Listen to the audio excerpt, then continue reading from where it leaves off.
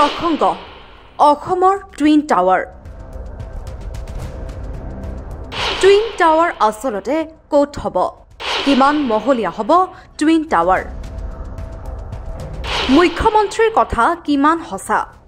সঁচাকৈ 60% কাম সম্পূৰ্ণ হৈছেনে কেতিয়া আৰম্ভ কৰিছিল টুইন টাৱাৰৰ নিৰ্মাণ কাৰ্য টুইন টাৱাৰৰ কাম ক'ত চলি আছে প্ৰতিশ্ৰুতি দিয়া ধৰণে কাম চলিছেনে টুইন টাৱাৰৰ এই দৃশ্যলৈ চাওক এয়া অসমত নিৰ্মাণৰত টুইন টাৱাৰ প্ৰতিশ্ৰুতি আছিল 65 মহলীয়া কিন্তু হৈ আছে 6 মহলীয়া এতিয়া প্ৰশ্ন উত্থাপন হয় যে চৰকাৰী কাৰ্যালয়কে টুইন টাৱাৰৰ ৰূপ দিব বিচাৰিছে নেকি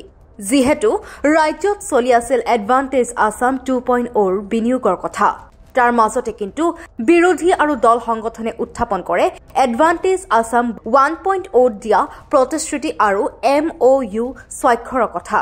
মুখ্যমন্ত্ৰী হিমন্ত বিশ্ব শৰ্মাই সামাজিক মাধ্যমত পোষ্ট কৰিছিল যে বেডকুচিত নিৰ্মাণ কৰি থকা হৈছে টুইন টাৱাৰ বিতৰ্কিত হৈছে এডভান্টেজ আসাম 2.0 ৰ বহুকেইটা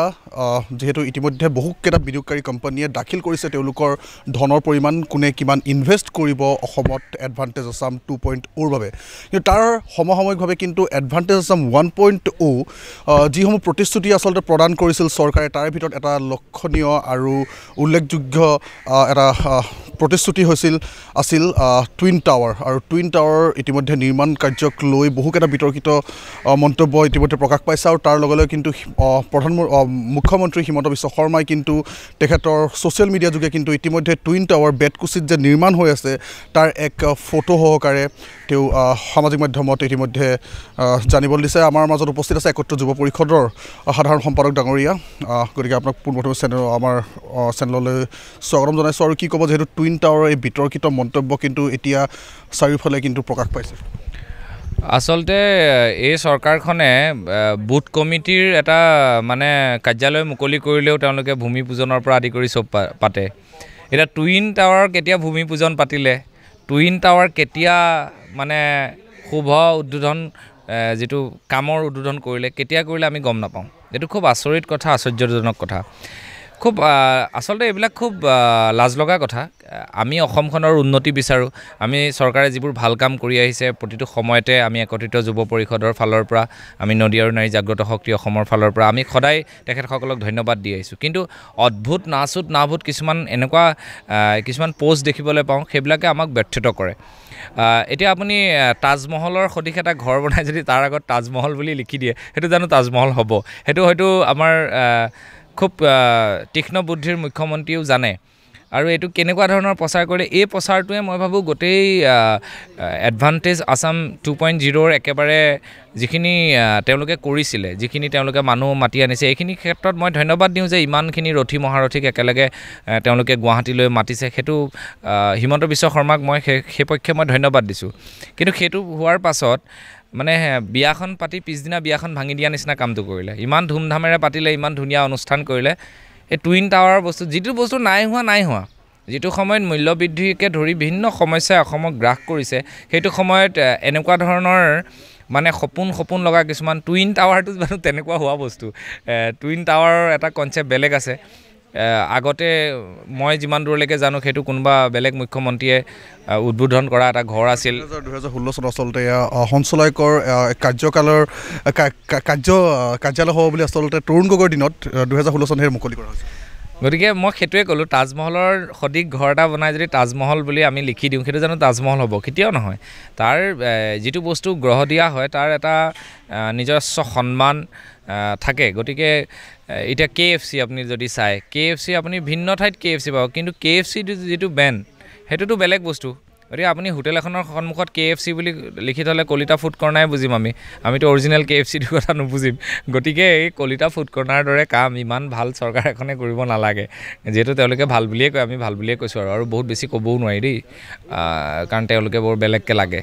কাৰণ গণতান্ত্ৰিক দেশত যিটো ফ্ৰীডম অফ স্পীচ বাক স্বাধীনতা সেই স্বাধীনতাখিনি ক'ৰবাত খৰ্ব হোৱা যেন মই ভাবোঁ গতিকে বহুত বেছি ক'বলৈ ভয় লাগে এটা চৰকাৰী কাৰ্যালয়ৰ আধাৰশিলা স্থাপন কৰিছিল প্ৰয়াত মুখ্যমন্ত্ৰী তৰুণ গগৈয়ে 2016 চনত প্ৰশ্নোত্তৰৰ পৰা বাচিব বিচাৰিছিল নেকি বৰ্তমানৰ মুখ্যমন্ত্ৰী হিমন্ত বিশ্ব শৰ্মাই তাৰ বাবে নিৰ্মাণ হ'ব লাগিছিল য'ত নিৰ্মাণ নহল নেকি এডভান্টেজ আছাম 1.0 প্ৰতিশ্ৰুতি প্ৰদান কৰিছিল প্ৰাক্তন মুখ্যমন্ত্ৰী সৰ্বানন্দ সোণোৱালৰ দিনত কিন্তু নিবিদা হোৱা নাছিল বহু বছৰলৈকে হঠাৎ নিবিদাও হ'ল NNC নামৰ কোম্পানীৰ ইমান বছৰলৈকে নোপোৱা নিবিদাক লৈ প্ৰশ্ন উত্থাপন হৈছে হঠাৎ আবিৰ্ভাৱ হ'ল এই NNC নামৰ কোম্পানীটোৰ 65 মহলীয়াৰ ঠাইত কিন্তু 6 মহলীয়া নিৰ্মাণ কৰি থকা হৈছে এই ভেকু ভাওনা কিয় মুখ্যমন্ত্ৰীৰ কিন্তু হেয়া আছিল মুংগেৰী লালৰ হাসিন স্বপ্ন 2023 চনত স্বয়ং মুখ্যমন্ত্ৰীয়ে কৈছিল টুইন টাৱাৰৰ সপোন দেখি লাভ নাই এয়া অলিক কল্পনা বেডকুচিত নিৰ্মাণ হ'ব ইন্টিগ্ৰেটেড ডাইৰেক্টৰেট অফিচ তথ্য জনাৰ অধিকাৰ আইনৰ অধীনত এনিটাইম ইণ্ডিয়াই কৰা এক আবেদনত পোহৰলৈ আহিছিল যে টুইন টাৱাৰ নিৰ্মাণৰ বাবে আহ্বান কৰা গ্লোবেল বিড টেণ্ডাৰৰ বিডাৰ নোহোৱাৰ বাবে নিৰ্মাণ কাৰ্য আৰম্ভ কৰিব পৰা নগ'ল তেন্তে হঠাৎ মুখ্যমন্ত্ৰীয়ে কোৱা এই টুইন টাৱাৰ কি আৰু কোনে নিৰ্মাণ কৰিলে শেহতীয়াকৈ এনিটাইম ইণ্ডিয়া নামৰ ডিজিটেল সংবাদ মাধ্যমে RTIৰ জৰিয়তে বিতৰ্কিত টুইন টাৱাৰ সম্পৰ্কে যে চাঞ্চল্যকৰ তথ্য উদঙাইছে তাত আমি হতচকিত হৈ পৰিছোঁ গুৱাহাটীৰ এটা চেণ্ট্ৰেল পইণ্টত 32 বিঘা মাটি NBCC নামৰ চৰকাৰী কোম্পানীটোক টুইন টাৱাৰ নিৰ্মাণৰ বাবে হস্তান্তৰ কৰি অসম চৰকাৰে যোৱা 2018 চনত অনুষ্ঠিত এডভান্টেজ আছামৰ জৰিয়তে MOU কৰিছিল আৰু বৰ ঢাকঢোল কোবাইছিল কিন্তু এতিয়া RTI তথ্যৰ পৰা সেইটো যে এটা ফটাঢোলহে আছিল তাৰ কথা ওলাই পৰিছে মুখ্যমন্ত্ৰী ডাঙৰীয়া এটা কথা কওকচোন অসমত গাহৰি পুহিবলৈ কুকুৰা পুহিবলৈ আপুনি থাইলেণ্ডৰ কোম্পানী মাতি আনিব পাৰে আপুনি আকৌ বিনিয়োগৰ বাবে গোটেই পৃথিৱী ঘূৰি ফুৰিব পাৰে অহাবাৰ বোলে 2027ত আপুনি আমেৰিকালৈ যোৱাৰ পৰিকল্পনা কৰিছে ৰোড শ্ব' কৰিবলৈ কিন্তু 2018 চনতে দক্ষিণ পূব এছিয়াৰ গুৱাহাটীক কেন্দ্ৰবিন্দু কৰিবলৈ আপোনালোকৰ চৰকাৰৰ যি সপোন আছিল আপোনালোকৰ চৰকাৰৰ সপোনৰ বাবে যি MOU কৰিছিল তাৰ নিবিদা যে যোৱা 3 বছৰে কোনেও নিবিদা আহ্বান কৰাৰ পিছতো দাখিল নকৰিলে ইয়াৰ কথাটো কি আপুনি বিধানসভাটো কয় আপুনি বোলে বিৰাট বেলেগ বস্তু আপুনি একো কথা ক'বলৈ ভয় নকৰে আপুনি এতিয়া খোলাখুলিকৈ কৈ দিয়কচোন এই নিবিদা যে টুইন টাৱাৰ নিবিদা কি প্ৰক্ৰিয়াত আছে কি হ'ব বা নহ'ব আৰু যদি এই নিবিদা প্ৰক্ৰিয়াই নহয় যা টুইন টাৱাৰ যদি নিৰ্মাণ নহয় ইয়াৰ আপোনালোকৰ ফেইলাৰ নহয়নে নহ'লে আমি ভাবিবলৈ বাধ্য হ'ম গছ বন কাটি আপুনি এই চেণ্ট্ৰেল পইণ্টত থকা এই 32 বিঘা মাটি আপোনাৰ কিবা এটা বেলেগ সপোন আছে আপোনালোকৰ কিবা বেলেগ সপোন আছে নহ'লে কাৰোবাৰ সেই মাটিডোখৰৰ ওপৰত হেনচকু পৰিছে সেয়ে আপুনি এই বিষয়ত অসমবাসীক প্ৰতিয়ন জনাব পৰাকৈ স্পষ্ট তথ্য দাঙি ধৰক আমি আহ্বান জনাইছোঁ আপুনি অতি সোনকালে ইয়াৰ ওপৰত এটা কমেণ্ট কৰক এটা স্পষ্ট তথ্য দাঙি ধৰক news desk report anytime India